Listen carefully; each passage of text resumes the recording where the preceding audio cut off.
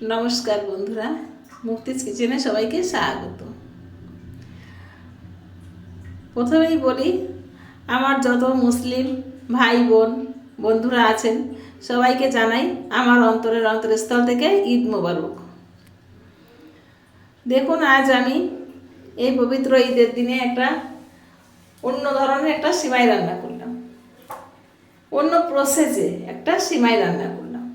প্রথমে কিছুটা কাজু বাদাম ভেজে তুলে নিয়েছি, তারপর সেই কড়াইয়ে দিয়ে দিলাম 2 টেবিল চামচ ঘি।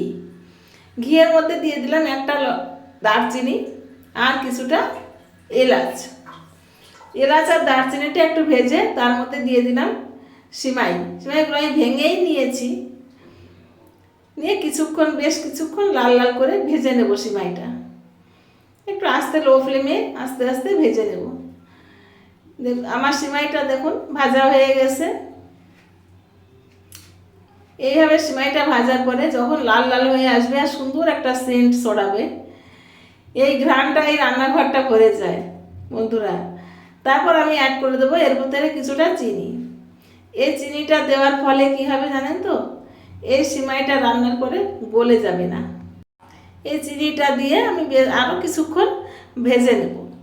সিমাইয়ের সঙ্গে চিনিটা ভেজে নেব আর 1 চিমটি লবণ অ্যাড করে দেব। দিয়ে তারপর দিয়ে দেব দুধ। প্রথমে একটু অল্প অল্প করে দেব, তারপরে আমি পুরো দুধটা দিয়ে দেব। এইভাবে আপনারা একদিন করে দেখবেন, বাড়িতে করে আমাকে অবশ্যই কমেন্টে জানাবেন যে আপনাদের সিমাই রান্নাটা কেমন হলো। দেখবেন সিমাইটা খুব ছাড়া ছাড়া থাকে আর আটা আটা হয়ে যায় না, আর খেতেও খুব টেস্ট লাগে। যাই হোক বন্ধুরা, আমার আজকের ভিডিওটা যদি আপনাদের ভালো লেগে থাকে আমাকে একটু কমেন্টে জানাবেন, আমাকে লাইক কমেন্ট শেয়ার করবেন, আর আমার পেজটাকে ফলো করে আমার পাশে থাকবেন। আমার চ্যানেলটাকে সাবস্ক্রাইব করতেও ভুলবেন না কিন্তু।